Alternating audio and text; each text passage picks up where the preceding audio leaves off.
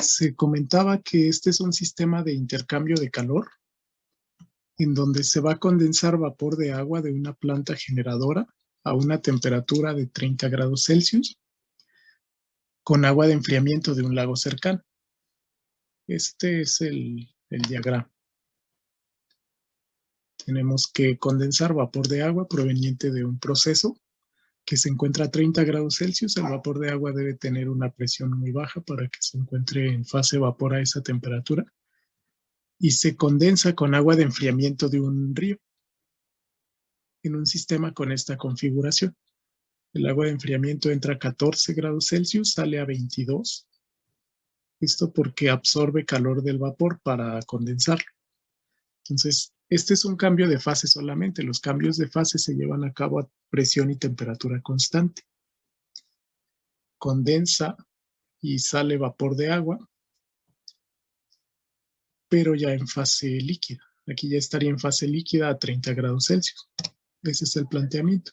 Entonces, el agua del lago entra a 14 grados Celsius aquí y sale a 22 grados Celsius acá. Se nos da el área superficial de los tubos, que es de 45 metros cuadrados. Digamos, es el área de intercambio de calor de todos estos tubos a lo largo de todos los pasos. Bueno, el coeficiente global de transferencia de calor se da como dato. Se dice que es 2100 watts por metro cuadrado grados Celsius. Hay que determinar dos cosas: el gasto de masa necesario de agua de enfriamiento, es decir, el flujo másico que ingresa aquí de agua, que voy a llamar MA, y la razón de condensación de vapor en el condensador. También el inciso B se refiere a un flujo másico.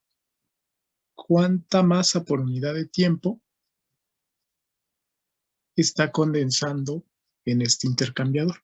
Eso es lo que se pide. Bueno, este es un intercambiador de calor que pareciera un intercambiador de calor de coraza y tubos. En la coraza se está condensando el vapor. En los tubos circula el agua de enfriamiento. El número de pasos del agua de enfriamiento aquí es 1, 2, 3, 4 pasos por la coraza. Entonces, este es el planteamiento. Para eso, bueno, vamos a utilizar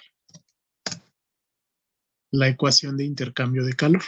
Necesitamos de nuevo la delta T media logarítmica para poder responder este ejercicio.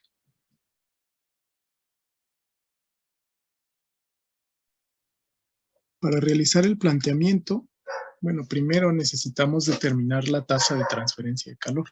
La tasa de transferencia de calor total, esto es en unidades de joules, por ejemplo, por segundo, se calcula como el coeficiente global de transferencia de calor por el área de intercambio de calor por la diferencia de temperatura media logarítmica.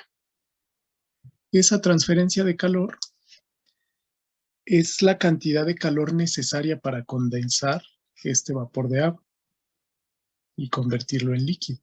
Entonces ese calor se está transfiriendo del vapor hacia el agua de enfriamiento. Por eso es que se lleva un aumento de temperatura, aumenta de 14 a 22 grados Celsius. A su vez, si consideramos que este sistema completamente está aislado, no existen pérdidas de calor. Entonces, todo el calor que pierde el vapor al condensarse va a ser transferido al agua. Esa misma cantidad de calor, si considero que el sistema está aislado completamente, equivale para el agua primero.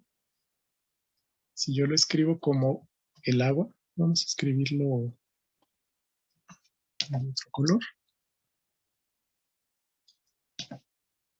El agua líquida,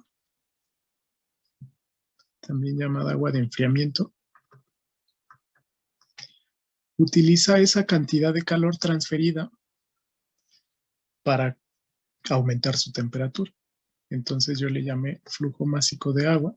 Esta cantidad de calor sería el flujo másico de agua por el Cp del agua por la diferencia de temperatura.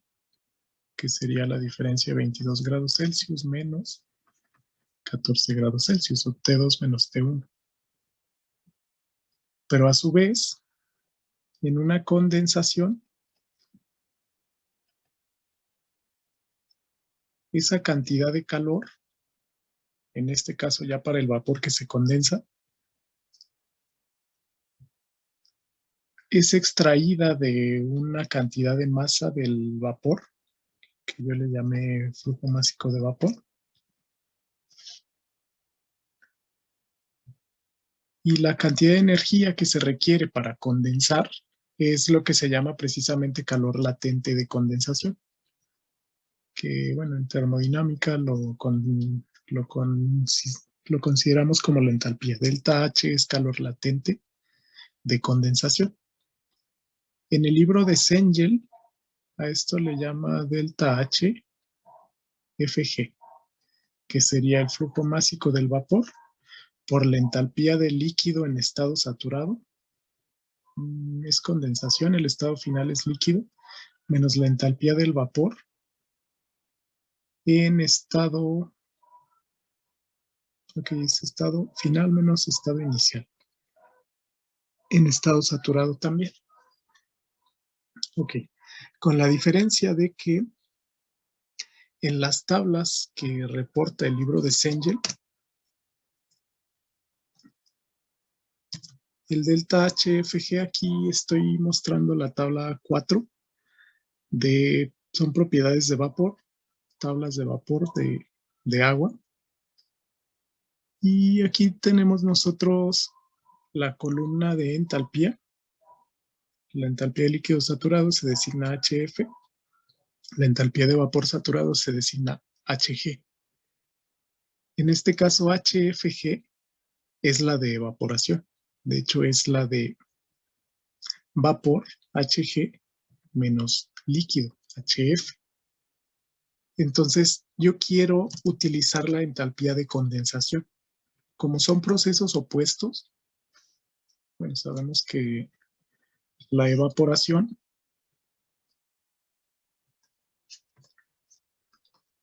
es un proceso para convertir líquido en vapor. Entra fase líquida, sale fase vapor. En este caso, la entalpía de evaporación sería la entalpía del vapor menos la entalpía del líquido. Pero si es un proceso de condensación, es el proceso opuesto. Vapor pasa a fase líquida. En este caso, la entalpía de condensación es la entalpía del estado final, entalpía de líquido, menos la entalpía del estado inicial, que es la entalpía de vapor. Aquí nosotros podemos ver que la entalpía de evaporación es menos el cambio de entalpía de condensación. Entonces, delta H Fg de las tablas es directamente la cantidad de o calor latente de evaporación. Aquí se elimina una cantidad, delta HFG. Y de condensación, bueno, la energía que se requiere es el mismo dato, pero con signo opuesto. Delta H, Fg con el signo negativo. Entonces, aquí como es condensación, vamos a utilizar el signo negativo de delta HFG, o lo podemos calcular como la diferencia de entalpías.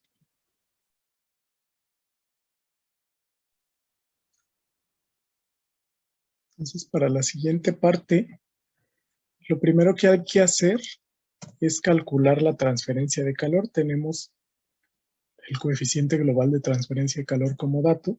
Tenemos el área de transferencia de calor como dato. Solo hay que calcular el delta T medio logarítmico. Y con esta ecuación podríamos calcular la transferencia de calor. Con esa ecuación de transferencia de calor, yo puedo igualar el valor que calcule ahí. Ese sería el valor de transferencia de calor. Y calcular los flujos másicos. Tanto el flujo másico de agua de enfriamiento como el flujo másico de vapor que se está condensando. Para eso, bueno, necesito el CP del agua y necesito el delta H de condensación del agua, que es menos el delta H de evaporación. Ok, bueno. Entonces, primero, los datos son estos. El coeficiente global de transferencia de calor es 2100 watts por metro cuadrado Celsius. El área es 45 metros cuadrados. El primer paso es calcular el delta T medio logarítmico, que se calcula en términos de los extremos del intercambiador. En este caso voy a considerar aquí, esta sería, está más caliente ligeramente, acá voy a considerar TH, temperatura de caliente de entrada. Voy a considerar acá temperatura caliente de salida. Ese dato de 14 va a ser la temperatura fría de entrada. El 22 va a ser la temperatura fría de salida. Utilizo H y C por las siglas en inglés. Entonces, para el cálculo del delta T medio logarítmico, sería la diferencia de los extremos. Este es un extremo con este, para delta T1. Sería T caliente de entrada menos T caliente de salida. Ok, considera T caliente de salida. Ok, vamos a hacer lo siguiente. Bueno, esto debido a la configuración. Recordemos que las entradas, en este caso si es a contracorriente o cocorriente, se consideran en los extremos. Vamos a recordar los cálculos porque estaba considerando este como un extremo, pero sería el otro extremo. Bueno, para el delta T medio logarítmico, recuerden,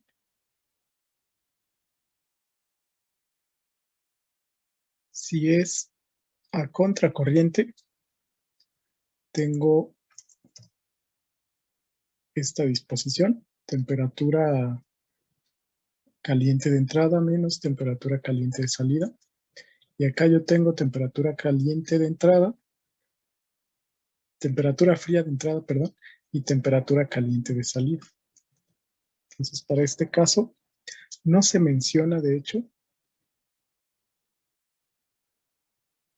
la configuración del intercambiador. No se menciona si es de contracorriente o cocorriente, aunque lo vamos a deducir de la figura. En este caso entra aquí vapor de agua y entra agua de enfriamiento. Podría considerar que es cocorriente. Sale de este extremo y sale de este otro extremo. Ok. Bueno, en este caso no hay problema porque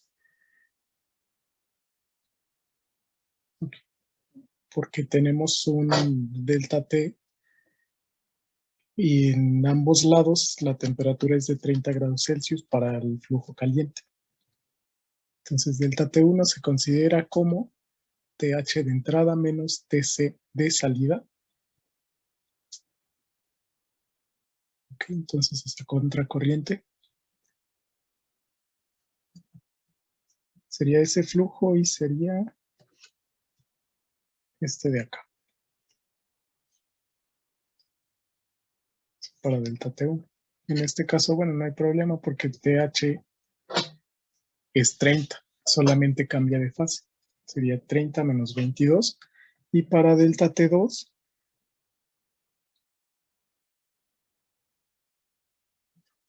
yo lo tengo del otro lado. Sería este de aquí con este de acá. Delta T2. Esto porque se está considerando que va a contracorriente. Entonces, si es a contracorriente, cuando está ingresando en el extremo donde ingresa la temperatura caliente de entrada, sale también la temperatura fría de salida. Bueno, ese es delta T1, delta T2 está aquí. Los dos son positivos, 30 menos 22 entre 30 menos 14. Y con esos datos vamos a calcular directamente el delta T media logarítmica, que es la resta de delta T1 menos delta T2 entre logaritmo natural de delta T1 entre delta T2.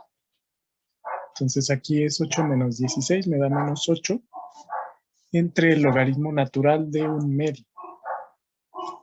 El logaritmo natural de una cantidad fraccionaria es negativa, por eso el total es positivo. Noten que este dato es muy cercano al delta T del agua de enfriamiento, que pasa de 22 a 14. Aquí el delta T aritmético es 12 y el delta T media logarítmico es 11.5. Es muy cercano.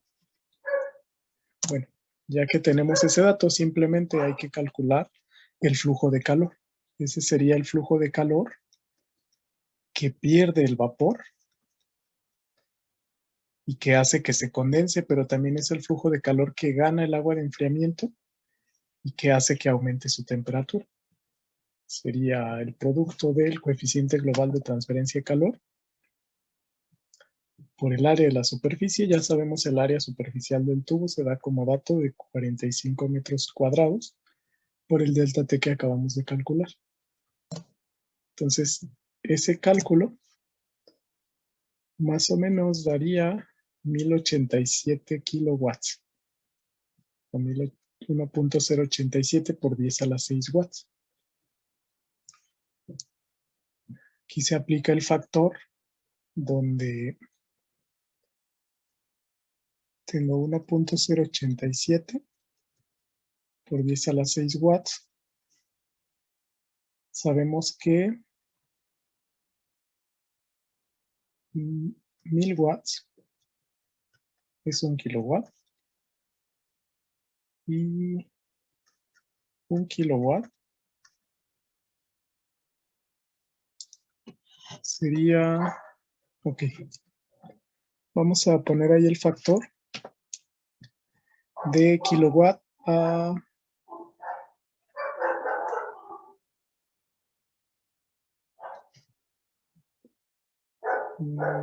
bueno, ya lo podemos dejar así. Iba a convertir a megawatt, que sería 1.087 también, pero con esto se convierte a kilowatt. Simplemente hay que dividir entre 1000. Quedaría 1.087 por 1000, 1087 kilowatt. Esto equivale a kilojoules por segundo que se están transfiriendo de calor. Bueno, ya que tengo esa cantidad de calor, ¿sí? Una duda, ¿por qué había dicho que era contracorriente? Ok. De hecho, no se menciona en el problema. Yo simplemente lo supuse a partir del dibujo. Además de que, bueno, si este es un intercambiador de un proceso, de una industria, es mucho más eficiente que sea contracorriente. Además de, bueno, además del... Okay. El dibujo podría parecer que sacó corriente, aunque aquí, de acuerdo a la anotación del libro, se calculó como si fuera contracorriente. Simplemente es una suposición que yo estoy haciendo porque es el tipo de intercambiador más eficiente que se tiene en los procesos industriales. Podríamos cambiarlo también a cocorriente. Cambiaría ligeramente el delta T medio logarítmico y cambiaría la transferencia de calor. Esto porque el perfil de temperaturas va cambiando. Si es a contracorriente, el delta T en los extremos permanece con una buena distancia entre los valores que hay. Por eso es más eficiente. Ok. Bueno, tenemos aquí ya calculado entonces la cantidad de transferencia de calor, el flujo de calor en unidades de kilojoules por segundo. Ahora con ese dato vamos a resolver los incisos. El primer inciso, el inciso A, nos pedía el flujo másico de la cantidad de agua de enfriamiento. El inciso B nos pide el flujo másico que se está condensando de vapor. ¿Cuántos kilogramos por unidad de tiempo se condensan en este intercambiador? Bueno, para esto vamos a recurrir a estas ecuaciones que habíamos planteado, que son ecuaciones típicas de la termodinámica. Entonces, de la primera ecuación, recuerden que tenemos que esta cantidad de calor que se transfiere por la condensación de ese vapor se estableció como el flujo másico del agua de enfriamiento por el Cp del agua de enfriamiento por el delta T del agua de enfriamiento. El delta T, bueno, es la temperatura final menos la temperatura inicial, que sería 22 menos 14 grados Celsius. El Cp, lo pueden consultar de tablas, es de 1 caloría por grado centígrado. Que esto sería igual 1 caloría a kilojoules, o a joules son 4.184. Pueden utilizar, por ejemplo, el buscador web de Google como un conversor de unidades. 1 caloría a joules. Aquí está tomando 1 kilocaloría, pero yo quiero una caloría normal. ¿Qué es esto? Caloría gramo es 1 caloría. Es 4.184 joules. Ese sería el Cp del agua. 4.184. No estoy seguro si me da el valor exacto. No, el buscador no me lo da directamente. Pero por definición es 1 caloría por grado centígrado.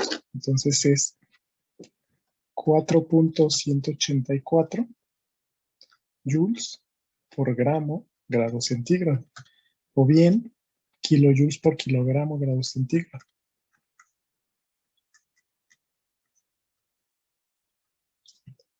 Porque, bueno, para convertir joules a kilojoules hay un factor de 1000.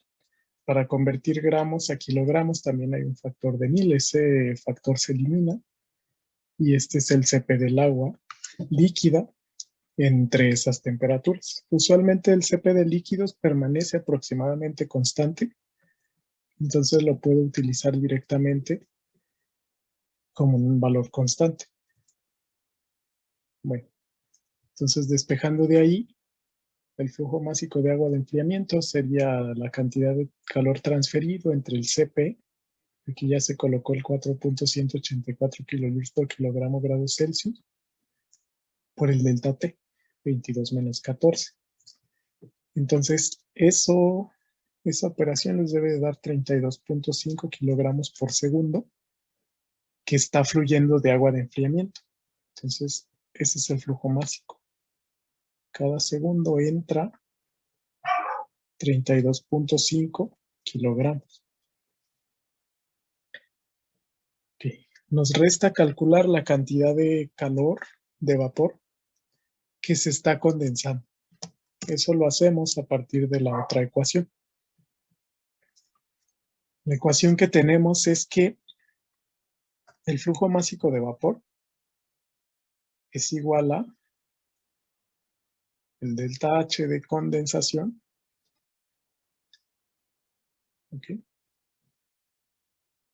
Estamos retirando directamente esa cantidad de energía.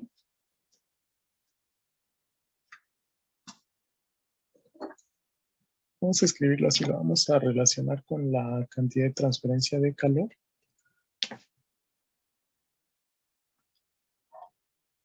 Es el flujo másico de vapor, ahora sí por el delta H de condensación. El flujo másico de vapor es lo que se me pide.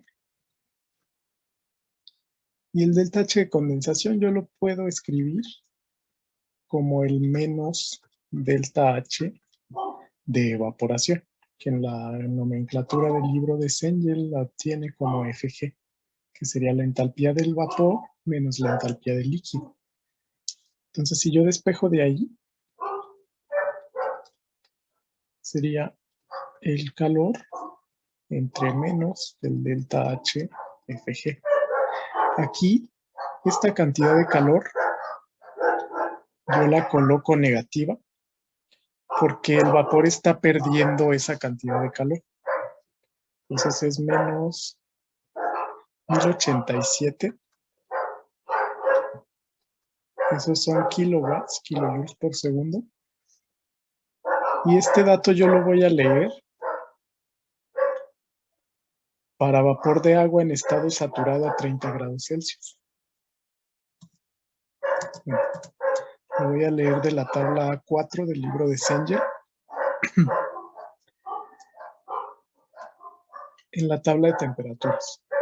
La tabla de temperaturas es esta, a 30 grados Celsius. Yo lo relaciono con esta columna. Estos tres valores son entalpías. El primer valor es la entalpía de fusión. Perdón, la entalpía del F significa fluido. Es menos 146.65. Es el valor de la entalpía específica del líquido.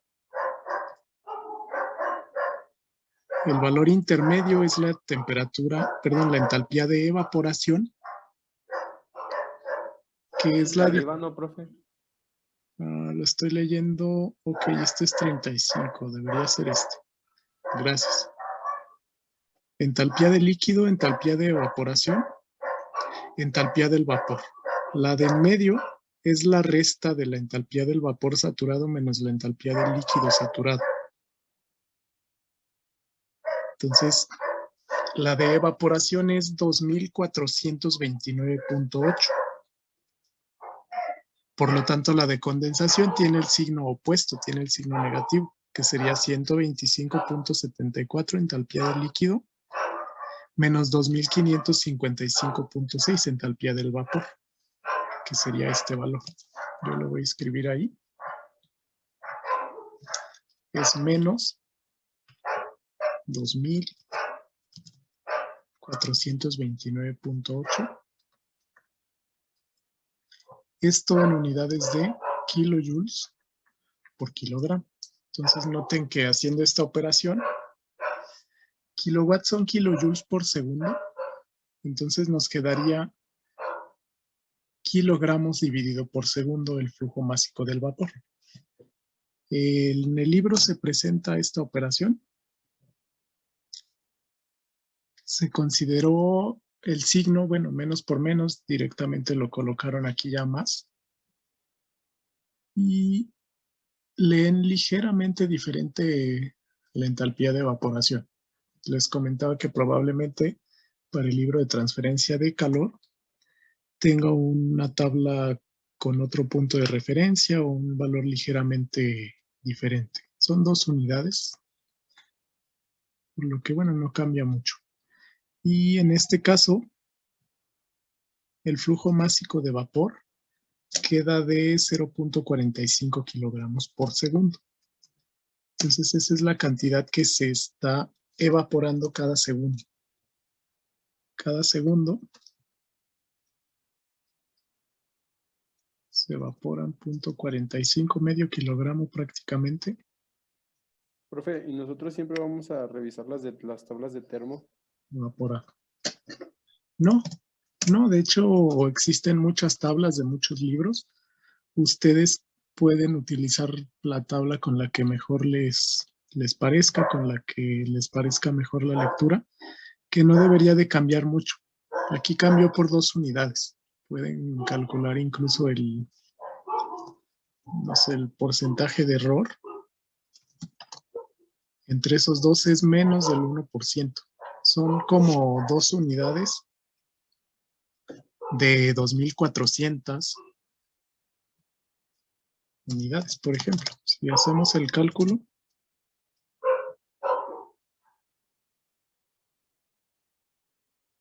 ¿okay? Si hacemos este cálculo del error absoluto, por ejemplo, sería 2429.8 menos 2431. Eso nos da menos 1.2. Ese valor lo dividimos, lo voy a tomar absoluto, entre el que consideremos verdadero. Si yo considero que sea verdadero el 2431, el error es esta cantidad por 100. Me da 4.9 por 10 a la menos 4. Si esto lo multiplico por 100, estoy haciendo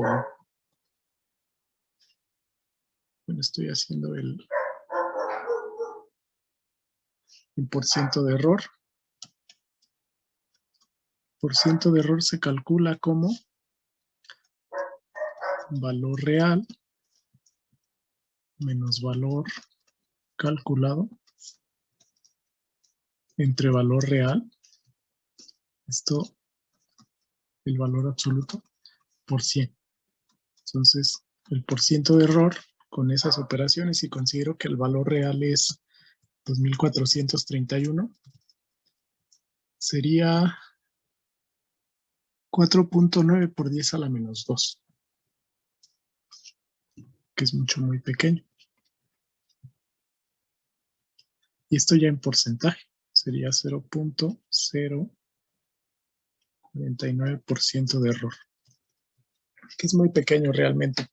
1.2 unidades nos dio con respecto a 2431, es muy pequeño. Pueden utilizar cualquier tabla de cualquier libro, solamente les citan de dónde lo están utilizando y les debe dar muy similar. Existen tablas de vapor del libro de Felder, del libro de Smith, del libro de Cengel, el libro de Moran de termodinámica, por ejemplo, pero cualquiera de ellas es válido.